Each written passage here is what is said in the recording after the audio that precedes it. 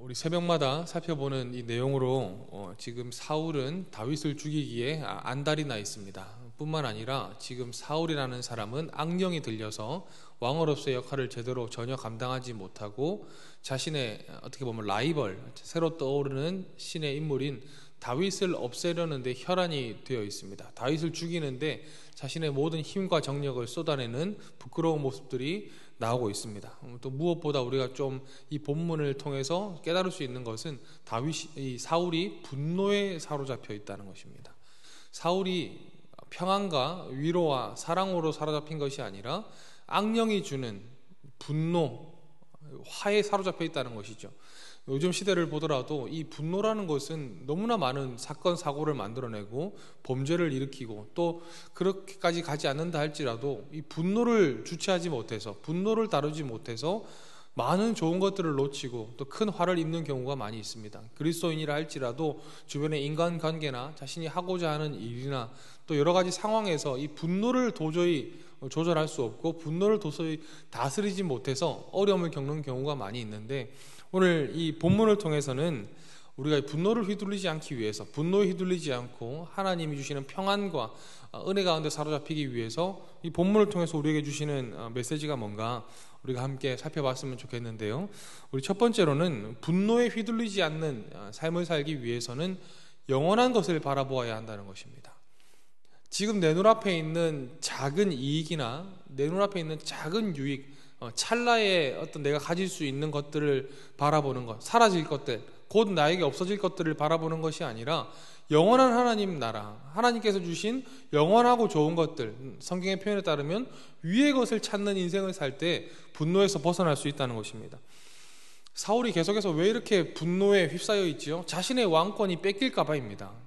자신이 왕위가 빼앗길까 봐, 자신의 권위가 사라질까 봐, 이 땅에 잠시 잠깐 누리는 그 권력을 빼앗길까 봐 불안해서 그 왕위를 노리고 있는, 다윗은 노린 적도 없지만 스스로 그렇게 생각하면서 그 다윗에 대해서 계속해서 분노하고, 또 다윗은 누구입니까? 자신의 사위입니다.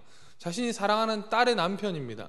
근데도 그 자고 있는 집에 밖에 있다가 아침이 되면 죽이려고 했다가 이제 다윗이 이것을 알고 밤에 도망치면서 또 살아나게 되고, 또 이후에 살펴보겠지만 다윗이 어디 숨어 있다는 이야기만 들으면 군사를 몇천 명씩 데리고 가서 쑥대밭을 만듭니다. 이 다 왜 그렇습니까? 자신의 자리를 노린다고 생각하는 그 망상과 착각에 빠지는, 이 땅의 것들을 놓지 않으려고 하는 그 마음 때문에 분노가 계속해서 자신의 삶에 자리 잡게 된다는 거죠. 오늘도 우리 31절 말씀을 한번 보면, 30절부터 볼까요? 자신의 아들인 요나단에게도 화를 내고 창을 던집니다. 그런데 이유가 뭐냐면, 사울이 요나단에게 화를 내며 그에게 이르되 폐영무도한 계집의 소생아, 내가 이새의 아들을 택한 것이 내 수치와 내 어미의 벌거벗은 수치됨을 내가 어찌 알지 못하랴. 이새의 아들이 땅에 사는 동안은 너와 내 나라가 든든히 서지 못하리라. 분노하는 이유가 뭡니까? 너와 내 나라가 서지 못한다. 우리 왕권 이제 뺏기게 됐다. 사울의 입장에서는 자신의 아들이면 이 왕위를 물려받을 왕자인데 같이 자신의 편에 서서 다윗을 잡아야 되는데, 오히려 다윗을 살려주고 또 다윗과의 그 진한 우정을 갖고 있다는 것이 막 소문이 나기 시작하니까 더 큰 분노를 일으키는 거죠. 세상은 모르는 놈아, 지금 네가 왕권을 물려받아서 이 나라에 계속 왕권을 가져가야 되는데 어떻게 다른 사람 지금 기름 부음 받은 저 다윗을 섬기려고 네가 혈안이 되어 있느냐. 이게 지금 자신의 아들을 향해서도 창을 던지는 이런 말도 안 되는 분노가 일어나는 이유가 무엇입니까? 내 나라, 나의 왕권, 이 땅에서 사라지고 없어질 것들에 대해서 계속해서 집중하고 그것을 바라보다 보니까 이런 부끄러운 일들이 반복되더라는 것입니다. 그런데 요나단이 계속해서 이런 어려운 일들을 당하면서도 기뻐하는 이유는 다윗이 왕이 되는 것을 기뻐합니다. 요나단이 계속해서 이야기하는 것은 하나님이 너와 함께 하신다는 것을 알았고 곧 왕위가 너에게 있을 것을 알았다. 뭡니까? 인간적으로 나에게는 유익이 없겠지만 하나님 나라의 유익이 되는, 하나님 나라가 세워지는 이 귀한 역사가 너와 함께 있다는 것을 알았기 때문에 이 분노에서 벗어나서 평안으로 다윗을 도울 수 있었다는 것이죠. 사랑하는 성도 여러분, 우리의 삶도 마찬가지입니다. 우리가 매일매일의 삶 가운데 이 분노가 계속 올라오고 누구를 향한 원망이 계속 생겨난다는 것은 뭐냐면 내가 아직 죽지 못했기 때문입니다. 여전히 내 자아가 살아있고 내가 그 가운데 내 유익을 찾고자 하기 때문입니다. 그 가운데 내가 누리고자 하는 좋은 것들을 갖지 못해서 이 땅에서 잠시 누리고 말 것에 대해서 너무나 내가 많은 것들을 쏟고 나기 때문에 그것을 갖지 못할까 봐 두려워하고, 두려우면 불안하고, 불안한 또 이 분노로 결국에 이어지게 되어 있거든요. 우리의 삶도 마찬가지라는 거예요. 영원한 하나님 나라, 없어지지 않을 것들, 하나님과 예수 그리스도의 이름을 높이는 일에 우리의 모든 것들을 쏟아낼 때 우리의 삶의 평안과 기쁨뿐만 아니라 내가 내 것을 찾으려고 하는 마음을 가졌을 때보다 더 좋은 것들을 하나님이 우리의 삶에 베풀어 주실 줄을 믿습니다. 우리 두 번째로 살펴보는 분노에 휘둘리지 않는 인생을 살기 위해서는 하나님이 나와 여전히 함께 하신다는 것을 믿는 것입니다. 하나님이 여전히 나의 삶에 함께 계신다는 것을 믿는 것입니다. 사울은 다윗을 죽이려 하고 요나단 자신의 아들까지 죽이려고 하고, 오늘 이 말씀에 보면은 자신의 아내까지도 패양무도한 계집이라고 표현할 정도로 주변 사람에 대해서 끊임없는 분노를 막 쏟아냅니다. 그런데 오히려 반대로 이 분노를 받는 입장에서 이 다윗과 요나단의 입장에서는 이것에 대응하지 않는다는 거예요. 사울을 맞서서 싸운다거나, 오히려 사울이 걸어오는 싸움에 더 많은 응전을 한다거나 그런 적이 전혀 없습니다. 어떻게 합니까? 그냥 도망을 다닙니다.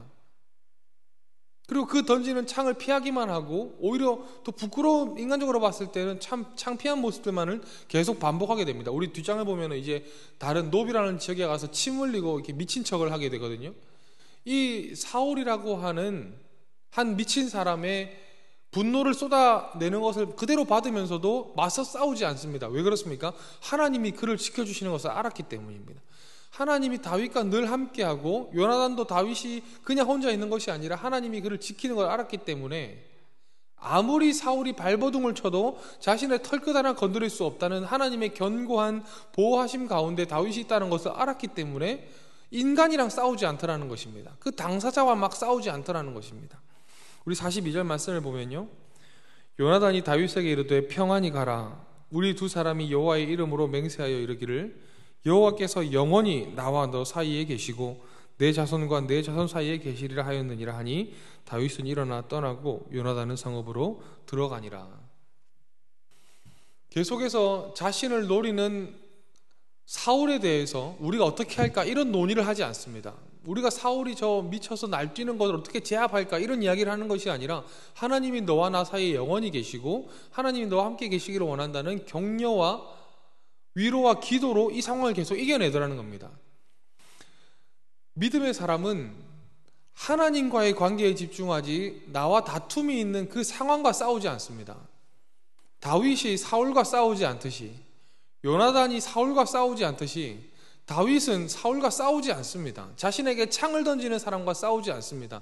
나를 지켜주시는 분은 하나님이기 때문에, 하나님이 내 인생과 내 가정과 내 가는 길을 견고하게 인도하심을 믿기 때문에 나를 노리고 나를 괴롭히는 사람과 싸우는 게 아니에요. 어떻게 합니까? 하나님을 더 바라보는 겁니다. 하나님과 더욱 더 집중하기를 원하는 것이 믿음의 태도라는 거죠. 우리 뒷장에 보면 이제 사울이 본격적으로 군사를 데리고 다윗을 죽이려고 쫓아다닙니다. 근데 다윗에게 사울을 죽일 수 있는 기회들이 여러 번 찾아옵니다. 근데 그때에도 다윗은 사울의 옷자락만 살짝 빼고 물병과 창만 들고 나오는 그 정도 수준에서 딱 멈춰서 왜 저를 계속 죽이려고 하십니까?